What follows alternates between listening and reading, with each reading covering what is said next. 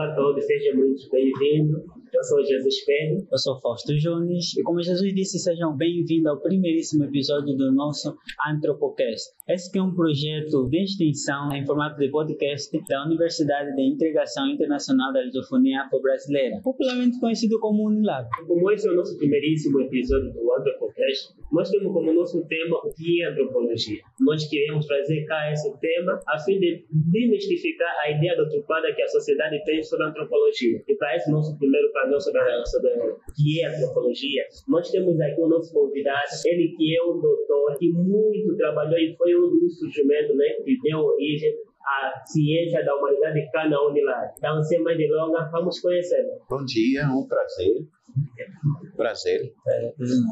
É um prazer estar convosco e agradeço o convite. Estou aqui para conversarmos um pouco e fico à espera das vossas perguntas, o que nós podemos conversar, mas mantenho à vossa disposição para essa conversa sobre a antropologia. Bom, professor, primeiro nós vamos falar sobre o que é antropologia e qual a importância da antropologia. Gostaríamos de saber que, primeiro, o professor se apresentar, falar um pouquinho sobre a sua trajetória e depois de nos contar um pouquinho sobre o que é antropologia e qual a importância da antropologia. Tudo bem, eu nasci em Moçambique, no interior de Moçambique. Então, quando nasci ainda era época colonial, eu não falava a língua portuguesa, eu fui alfabetizado para falar português, depois estudei na escola colonial, estou falando nos anos 70, 72, 3, 4, depois fui para onde eu estava morando, era no interior, meu pai tinha uma farma,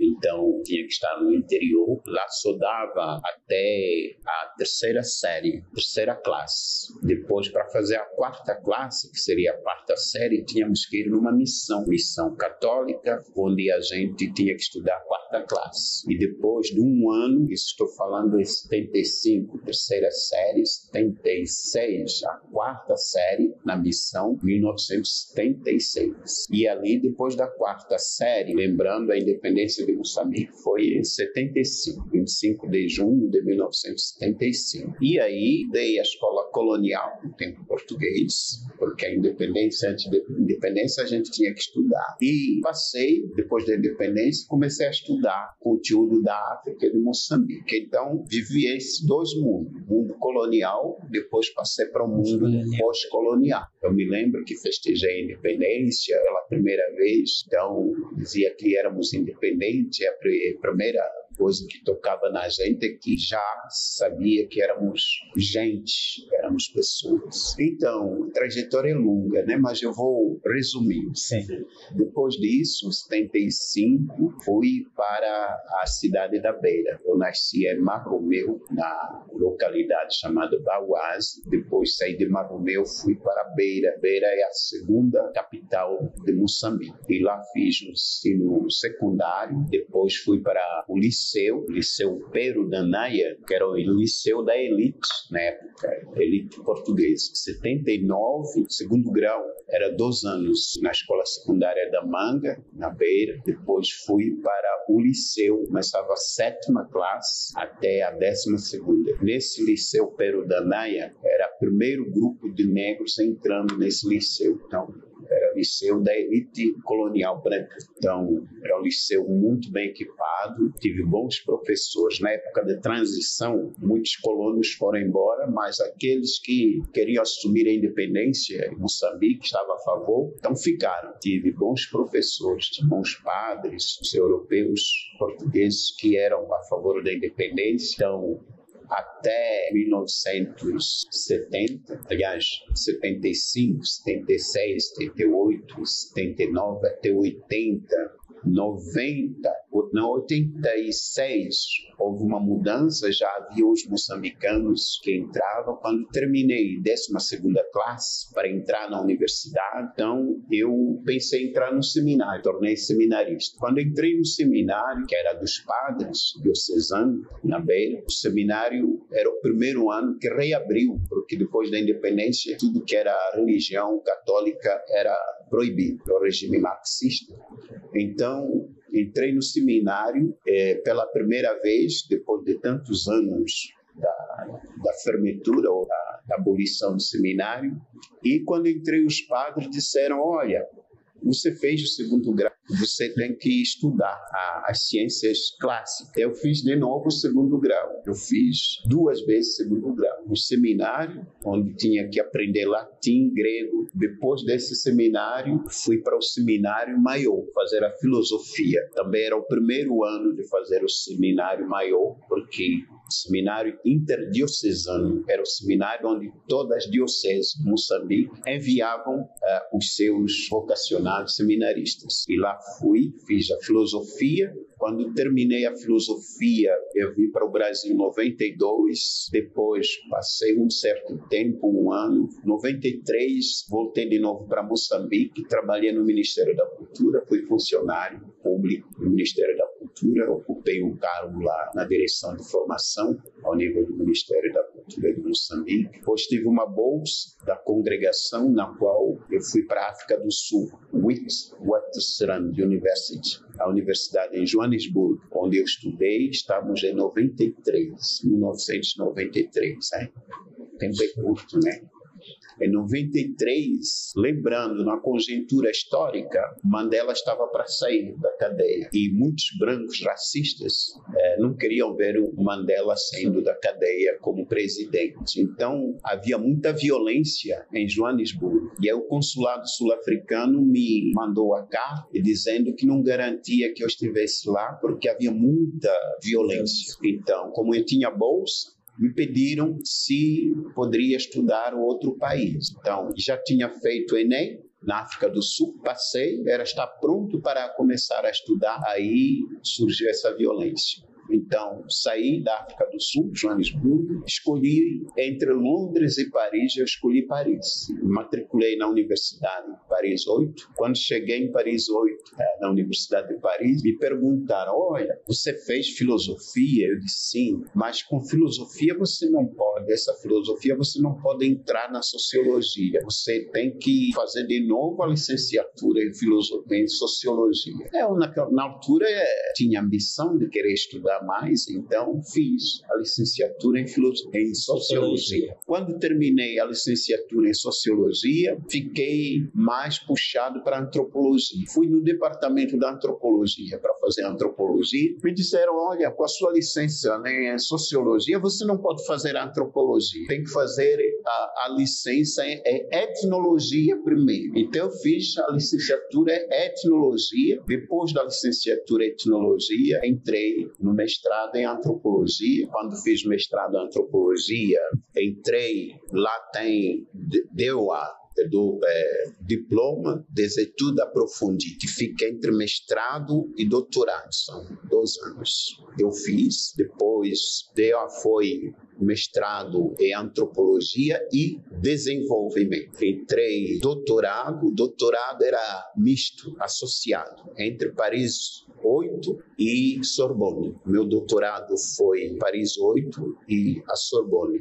Dias tínhamos aula na Sorbonne, dias tínhamos aulas em Paris. Então, doutorado associado. Então, o doutorado foi antropologia e sociologia da política. Essa foi a minha trajetória acadêmica. De lá, vim para o Brasil. Do Brasil, tinha que fazer a equivalência do meu doutorado. Fiz equivalência e decidi entrar na academia. Fui professor da Universidade Estadual da Paraíba, em Guarabira, numa cidade do interior. Fiquei 4 anos. Depois lá, vim para a Unilab. A Unilab estava começando. Quando entrei na Unilab, só havia ciências exatas. Lembrando que a Unilab se fez para as ciências exatas. Agronomia, engenharia, entre outras. Então, éramos 4 professores aqui das áreas humanas e nós decidimos nos rebelar no bom sentido de criarmos as humanidades na Unilab. Então, o professor Manuel faleceu o ano passado. Está o professor Fernando Afonso, que está aqui na Unilab, a professora Mona Lisa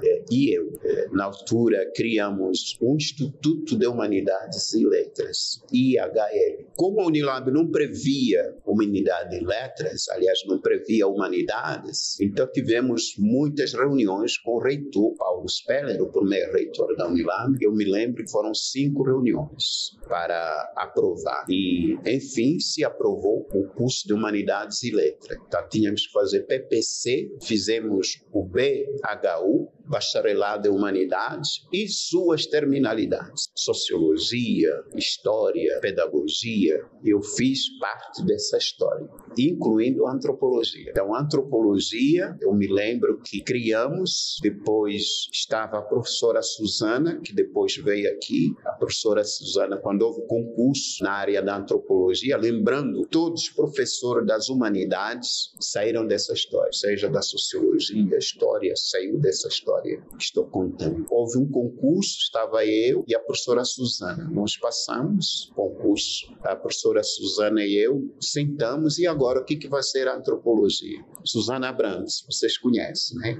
E aí começamos a fazer PPC. Primeiro PPC, o Plano Pedagógico da Antropologia. E aí apareceram mais professores, depois foi a professora Vera, nós recebemos a professora Vera, depois vieram mais professores. A história é longa, termino por aqui. Essa é a minha breve trajetória. O que é antropologia e o porquê é importante estudar antropologia? Olha, a antropologia, na qual eu me identifico, vocês viram, né? Passei pela filosofia, sociologia, etnologia, mas agora me identifico como, aliás, ciências políticas, sociologia da política também faz parte. Falar da antropologia é falar do homem, do ser humano. Antropos, vamos começar com o beabá, né? Da antropologia. Logos. Antropos, em grego, é o homem. Logos, tratado. Seria tratado do homem. Mas é o tratado do ser humano, eu prefiro dizer isso. O tratado do ser humano, onde todo ser humano é considerado para ser entendido. Esse tratado do ser humano, alguns chamam tratado do homem, eu prefiro dizer tratado do ser humano, para não excluir a dinâmica do gênero, surge por uma curiosidade, não sei se é uma curiosidade, porque na origem da antropologia, primeiro tem os pilares, né, que fundaram. Temos o Morgan, Lewis Morgan, esse homem que no início não era antropólogo, era advogado, por questões do trabalho começou a analisar a questão do parentesco nos Estados Unidos, mas não vamos entrar em todos esses detalhes. Tem o Morgan, tem o Charles Taylor, que é em inglês. O que está em jogo é o ser humano. É que, lembrando, quando a Europa sai na época da descoberta para o mundo, o novo mundo, vai para a África, a Ásia, e a grande questão era esses homens que estão sendo encontrados fora da Europa, com características diferentes, cor da pele, a maneira de ver Deus, a maneira de viver diferente do europeu, são realmente humanos como europeus? Essa é a base. Então, tinha que estudar esse ser humano diferente. Então, se estudou essa que se chama as alteridades, o outro diferente, e surgem, na perspectiva de estudar o parentesco, como que ele se designa pai e mãe, como se estuda, como que ele se liga com Deus, a religião dele, como que se encara a crença, esses estudos básicos da antropologia, mas tudo isso é para entender o outro diferente. O outro que não era cristão, de querer entender, mas também chegou num lado que estava incluído o processo colonial, a situação colonial, Valandier fala isso. Lembrando que os europeus do século XVIII, XIX, a questão da África, a partilha da África, vai viajando pelas Américas, já as viagens começaram há muito tempo, entre os missionários que iam, aventureiros, e alguns que se fazia também de entendidos na área das ciências naturais. Então, descobriu-se que esse outro é diferente, mas a antropologia estava para ajudar a entender esses colonos, a lidar com o outro diferente. Então, a antropologia teve uma conotação um pouco negativa negativa, como se fosse filha da colonização. Significa, os administradores que iam nesses lugares das colônias eram os primeiros que tinham que estudar as etnias que estavam lá para poder administrar. Os missionários escreviam alguma coisa o que entendiam os seus fiéis sobre Deus na perspectiva da conversão, lembrando, a colonização foi um processo que se considerava de civilizar os seres que não eram civilizados. E nesse processo de civilização precisava de homens que entendessem esses selvagens que não eram civilizados. Então, os primeiros antropólogos trabalharam muito nisso, trazer informações desses homens que não eram civilizados. E, ao mesmo tempo, era um processo que os missionários entravam nesse processo para poder trazer informações para que a missão, a evangelização possa passar nesses povos que não entendiam Deus. Então, essa é a conjuntura do nascimento da antropologia. Não sei se é fácil entender. Então, estamos no século XIX até os anos 20, mas depois surge um processo da descolonização. O outro que era selvagem já começa a se questionando que ele também é pessoa. E a antropologia entra num processo de uma crise. Já não vai estudar mais o selvagem. O selvagem já não aceita mais ser estudado. Então, a antropologia fica nessa crise, a crise da antropologia. Agora vamos estudar quem é selvagem. O selvagem já tornou gente. E estamos nesse processo da abordagem do conhecimento sobre o homem. Essa dinâmica contraditória, mas é real, da humanidade. Não é só a antropologia. Na história também vocês vão encontrar, por exemplo, esses povos que são fora da Europa, nem tinham história. Era um povo sem história, sem civilização, sem Deus. Era esse povo. Então, todas as disciplinas das humanidades partilhavam essa visão. Só a antropologia pegou a grande culpa, porque se entrar na história era a mesma coisa.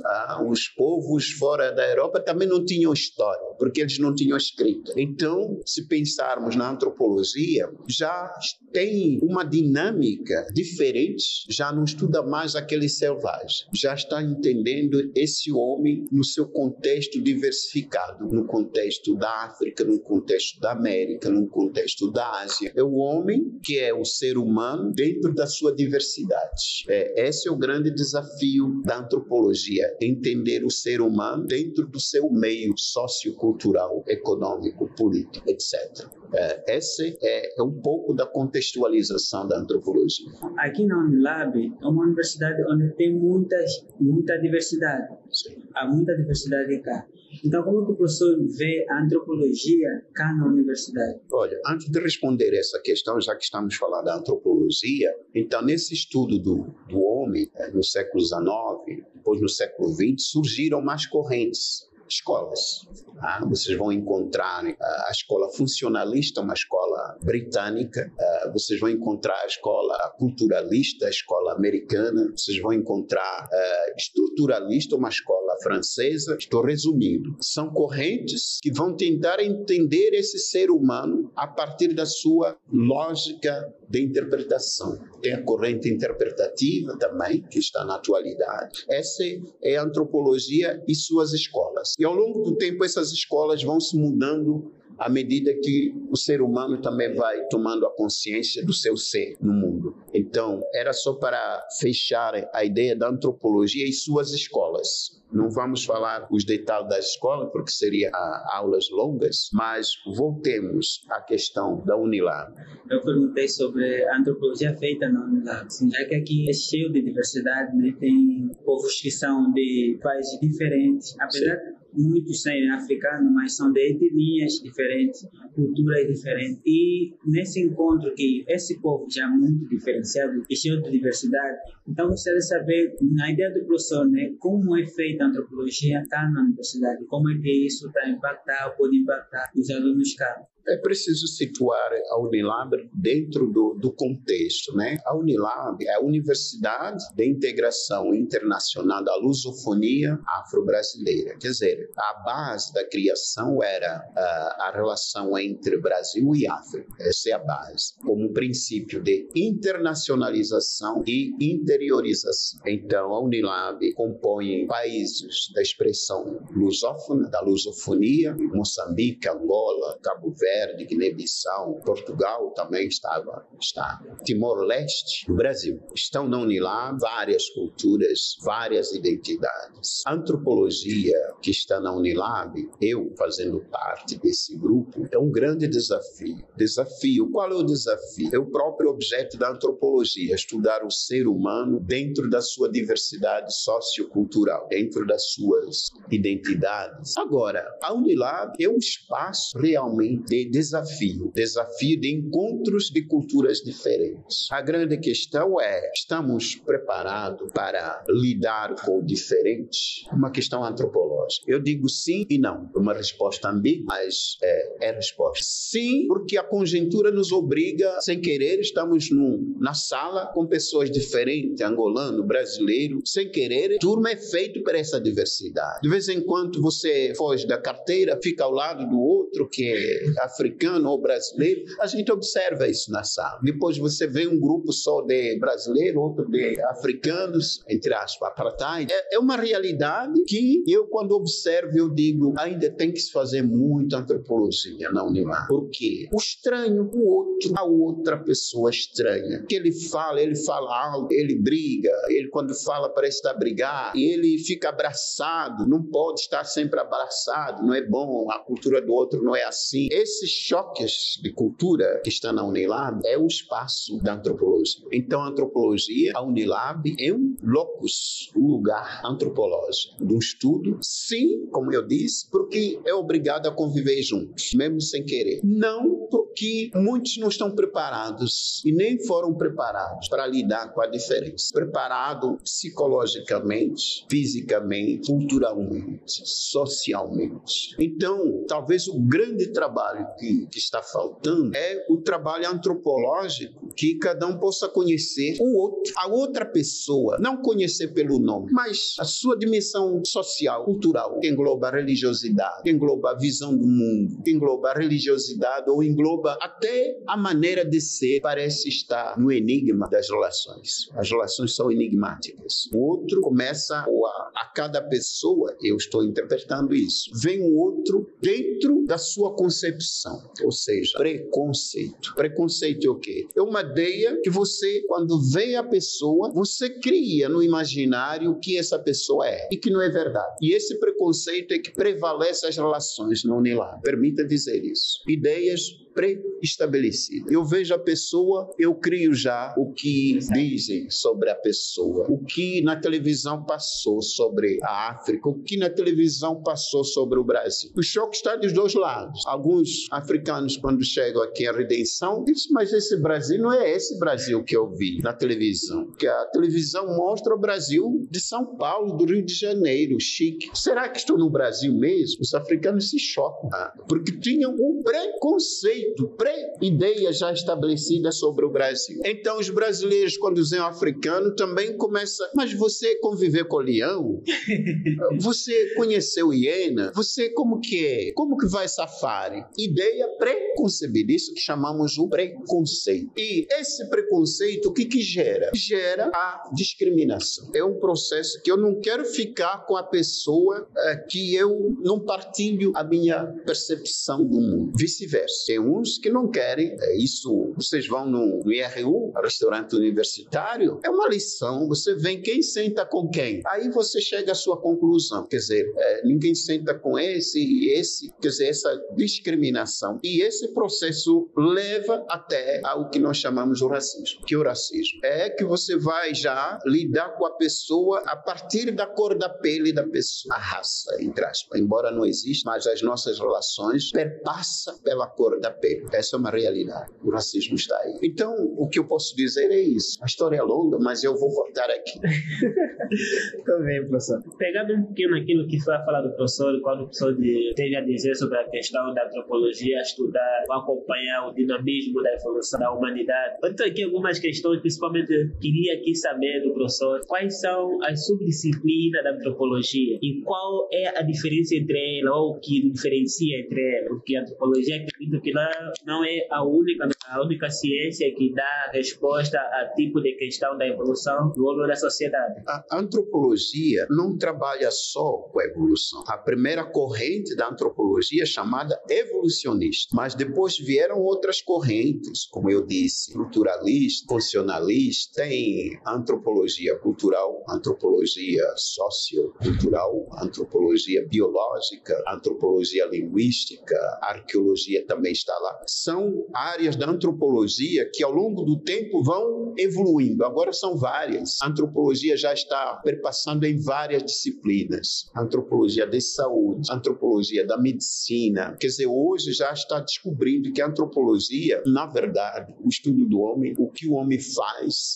ele está lá inserido. Hoje você estuda antropologia econômica, antropologia política. Várias antropologias estão aparecendo. Por quê? Na verdade, eu penso que, falando da minha disciplina, eu penso que houve um erro na humanidade, um erro do percurso. Nós estudamos tanto as coisas fora do homem. Estudamos astronomia, estudamos matemática. Só no século XIX que começa a estudar o homem. É um atraso enorme sobre o ser humano. Vocês estão entendendo? Quer dizer, o ser humano como um estudo na sua totalidade, a antropologia, é uma disciplina atrasada. Século XIX, ou seja, ainda temos muita coisa para a gente se conhecer. O homem na política, a antropologia política precisa ser aprofundada. A antropologia jurídica, o homem fazendo as leis, precisa ser estudado. A antropologia econômica, o homem fazendo a economia, precisa estudar. A antropologia de saúde, quer dizer, a antropologia, onde está o homem, tem que estar a antropologia. Por isso, quando perguntam o que estuda a antropologia,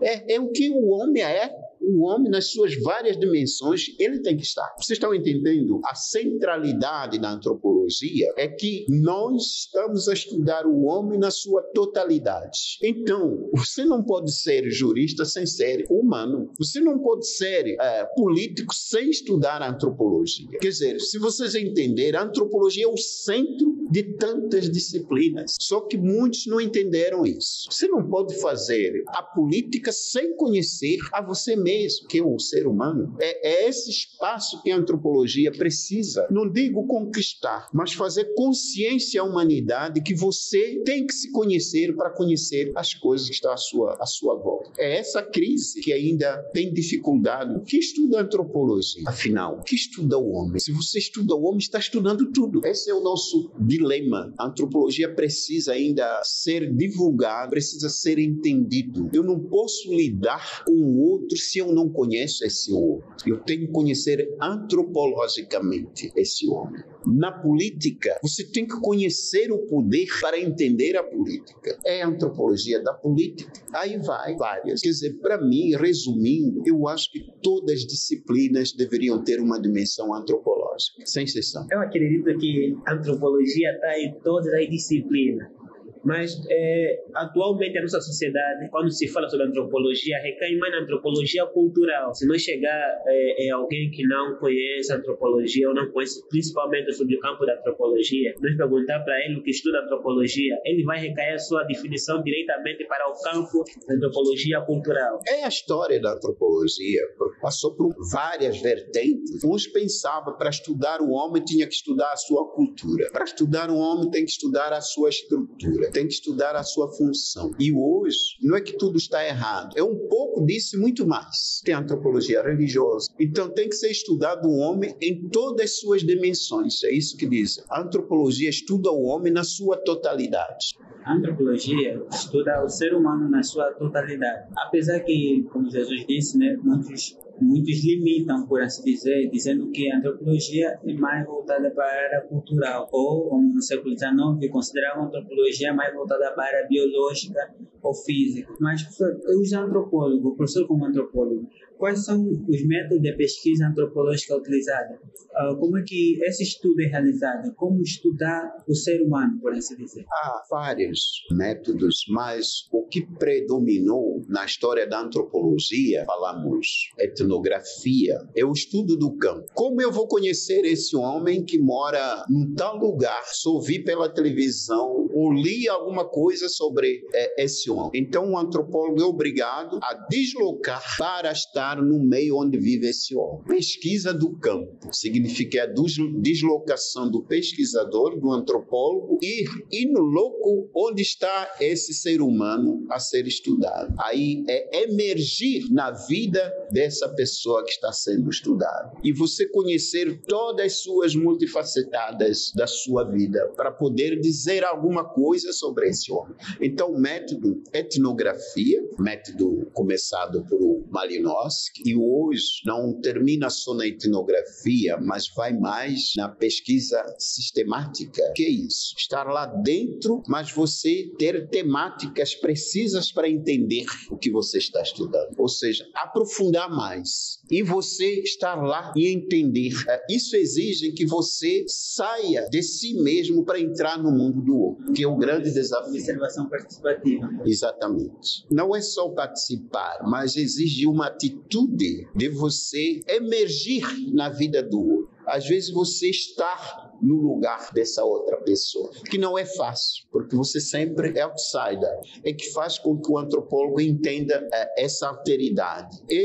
A minha individualidade tem que partilhar com a individualidade dessa pessoa. É ali que você descobre a sua identidade, mas também a sua universalidade. Eu sou único, mas eu partilho uma minha dimensão humana com esse outro diferente. Então, o antropólogo é uma pessoa que ele tem que saber que ele é humano, antes de tudo, com suas limitações. Quem não consegue se despir, não vale a pena ser antropólogo.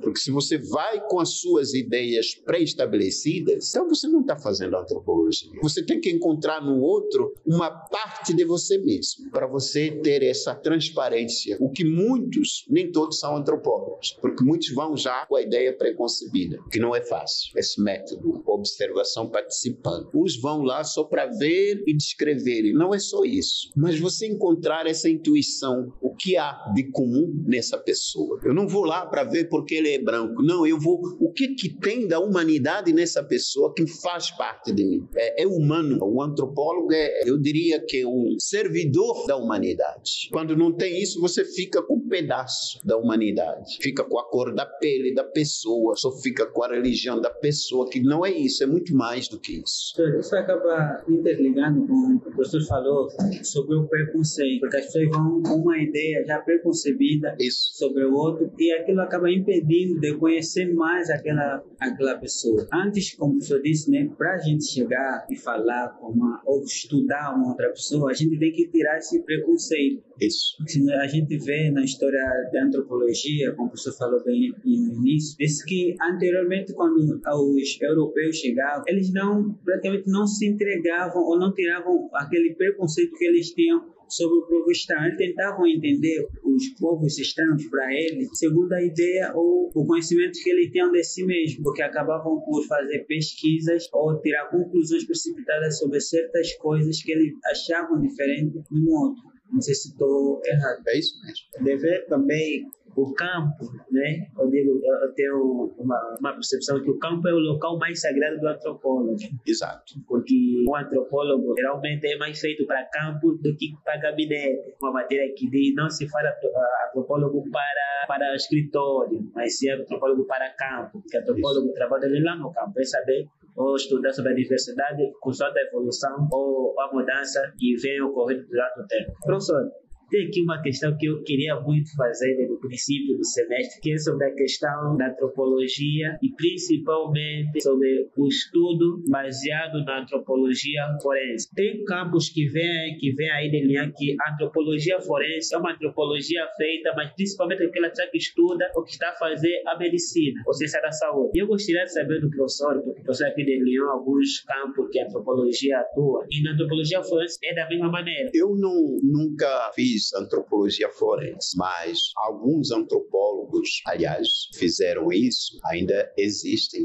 Eu não tenho muito a falar sobre a antropologia forense, porque a gente sabe um pouco, aqui, por exemplo, Nina Rodrigues, considerado como um dos primeiros antropólogos no Brasil, ele trabalhou isso, numa perspectiva de analisar mais ou menos o processo do que se deu à morte da pessoa, mas isso levou também a alguns preconceitos que se estabeleceram. Se vocês lerem, por exemplo, no concreto das obras de Nina Rodrigues, Africanos no Brasil, entre outros, criou-se um certo preconceito que não é a própria disciplina, porque temos que distinguir entre a disciplina e o que a pessoa que está trabalhando com a disciplina traz como uma carga ideológica, a ideologia da pessoa. Então, você pode estudar a disciplina e você continuar com o seu preconceito. Isso é muito importante, distinguir isso. Não é porque você é antropólogo, você não é racista. Não é, não. Você pode ser antropólogo e ser racista. A própria disciplina justifica o racismo. Exatamente, exatamente. É importante falar isso. Não se engane. Não é porque você é cientista, você não é racista. Não. Uma coisa é a ciência. Uma coisa, o que você traz na sua cabeça sobre essa ciência, ideologia. A ciência também está dentro de uma ideologia. Depende o próprio pesquisador, o que ele traz como a cabeça, a sua educação, a família que trouxe, o histórico que levou até lá. Então, isso não sai da pessoa, a trajetória da pessoa. Então,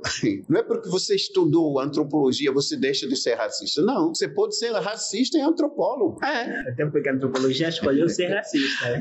Mas o que eu queria dizer com isso, é bom explicar esse detalhe. Nós saímos de um contexto específico. Nós temos uma nossa história individual. Não é que você estudou antropologia deixa de ser preconceituoso. Você precisa trabalhar dentro do seu percurso, se descentralizar, se despir de tantos preconceitos que você aprendeu na família, aprendeu no convívio com amigos, aprendeu algumas leituras nos livros. Então, você tem que permanentemente se policiar desses preconceitos ou ideologia. Por exemplo, a questão da raça, que a antropologia ainda debate bastante. A raça. A raça é uma criação, é uma ideologia. Raça negra, raça branca. Cientificamente se sabe que existe uma raça humana. Mas você vai encontrar pessoas trabalhando com a raça e como matéria de estudo, que é uma ideologia. Então, isso nos leva a conclusões ideológicas, tá? E não científicas. Então, é preciso ter muito cuidado. O próprio Nina Rodrigues trabalhou com a questão da raça. Exatamente. E chegou onde chegou, certo? Os africanos são propensos a crime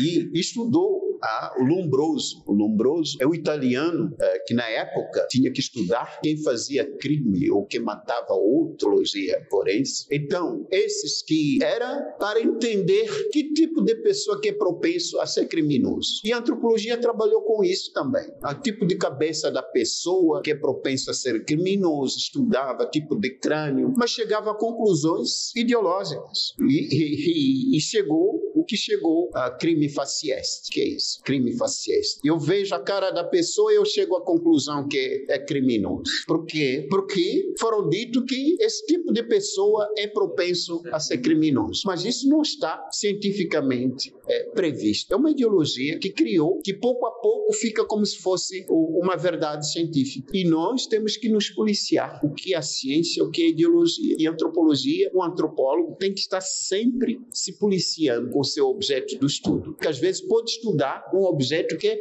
uma ideologia. Você vai defendendo uma ideologia, não existe. Aliás, existe no convívio dia a dia. Ela é inferior, ela é superior. E você vai estudar como chegar a isso. Esse é o nosso debate. A antropologia, ser antropólogo, é você se despir e saber que qualquer pessoa, eu não posso julgar se não entender toda a sua conjuntura. Bom, professor, já infelizmente já estamos na reta final, mas gostaria de que o professor deixasse algum conselho ou algo para dizer, né, para os jovens em geral das disciplinas diferenciadas e também do curso de antropologia. Como o professor estava a falar bem, a pessoa tem que se despir para conhecer o diferente. Isso. Então, qual é o conselho e sugestões que o professor tem a dar? Olha, o meu conselho para o jovem antropólogo, estudem antropologia, porque eu acho se a gente não se conhece, não tem sentido conhecer tudo que está à sua volta se você gente não se conhece. A gente tem que se conhecer, mas também estude essa antropologia, a história da antropologia, com todas as suas mazelas, até com peso ideológico, racista, colonial. É preciso entender no seu contexto específico, naquela época, e estudar esses detalhes históricos, mas com uma visão crítica.